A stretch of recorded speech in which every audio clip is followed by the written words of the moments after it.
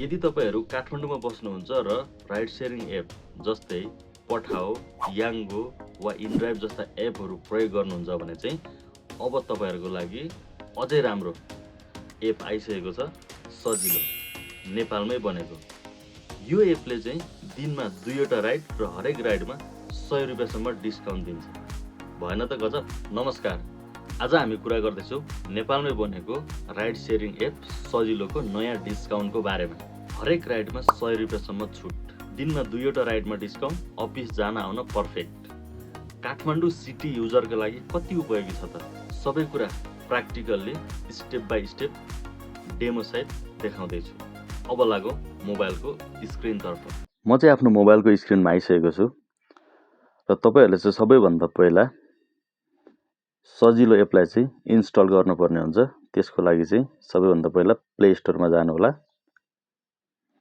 र प्ले स्टोरमा गइसकेपछि यहाँ सर्चमा गएर सजिलो टाइप गर्नु होला। त्यसपछि तपाईँहरूले यहाँ माथि देख्न सक्नुहुन्छ सजिलो भनेर आएको छ र यहाँ तपाईँहरूले देख्न सक्नुहुन्छ सजिलो। मैले चाहिँ पहिला नै यसलाई इन्स्टल गरिसकेको छु, त्यही भएर यहाँनिर ओपन भनेर देखाएको छ भने तपाईँहरूले चाहिँ यसलाई चाहिँ इन्स्टल गरेर आफ्नो एकाउन्ट चाहिँ बनाउनु होला। म चाहिँ सिधै यसलाई ओपन गर्छु है त।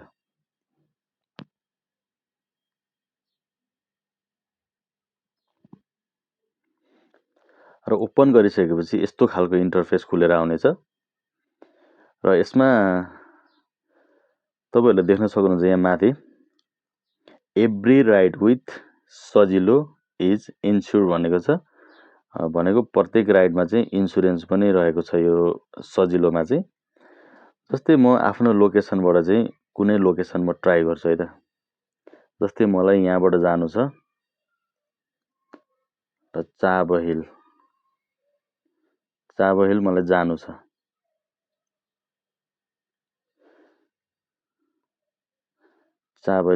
मैले कन्फर्म लोकेसन गरेँ, मलाई चाबहिल चोक जानु छ। र तपाईँहरूले यहाँनिर देख्न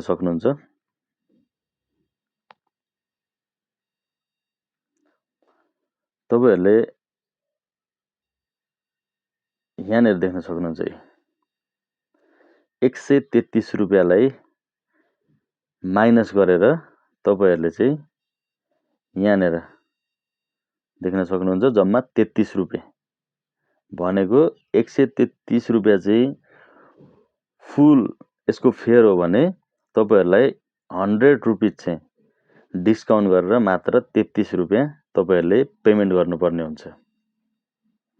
भनेपछि अब अर्को ठाउँ ट्राई गरौँ है त।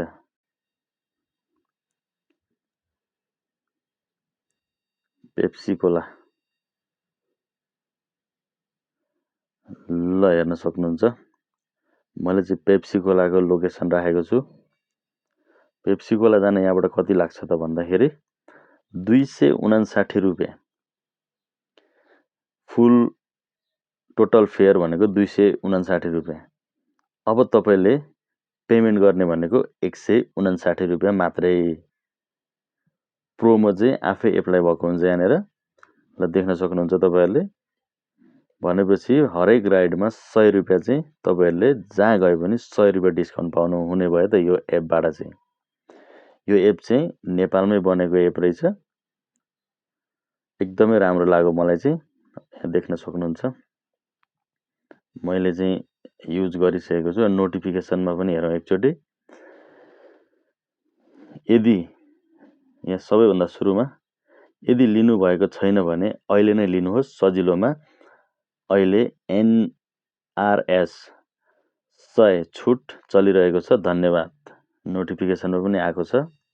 यो इस्युको रहेछ। यहाँ देख्न सक्नुहुन्छ। अब अर्को यसमा चाहिँ के छ सजिलो। अब महिला मैत्री भनेको छ। अब सजिलोमा महिला यात्रुले महिला राइडर रोजेर सुरक्षित यात्रा गर्न सक्नुहुन्छ।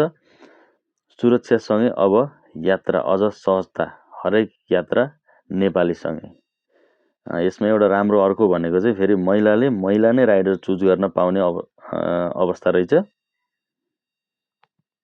सबै कुरा हेर्दाखेरि राम्रै छ र यो भाडा वृद्धिबारे सूचना तपाईँहरूले देख्न सक्नुहुन्छ यहाँनिर। यसले चाहिँ यो एप्सले चाहिँ कस्टमर राइडर दुवैको लागि एकदम फाइदाजनक काम गर्दै आएको रहेछ। जस्तै पेट्रोलको मूल्य बढेको कारण सजिलोमा पहिलाको भाडा दरमा केही थप एडजस्टमेन्ट गरिएको छ। बाइक प्रति कियाम प्लस एनपिआर 0.50, क्याब प्रति कियाम एनपिआर 1.50। तपाईँको सुरक्षित यात्रा र राइडरको सम्मानजनक आम्दानीका लागि यो परिवर्तन गरिएको हो। धन्यवाद। सजिलो हरेक यात्रा नेपालीसँगै। र तपाईँहरूले देखिहाल्नुभयो सबै कुराहरू। यसमा चाहिँ यसरी डिस्काउन्ट पाइन्छ। मेन भनेको हामीलाई इन्सुरेन्स सबै कुरा सेफ्टीको हिसाबले पनि र सस्तोको हिसाबले पनि मलाई चाहिँ एकदमै राम्रो लाग्यो। मैले पहिला पनि युज गरिसकेको छु। धेरै चाहिँ गरेको छैन मैले।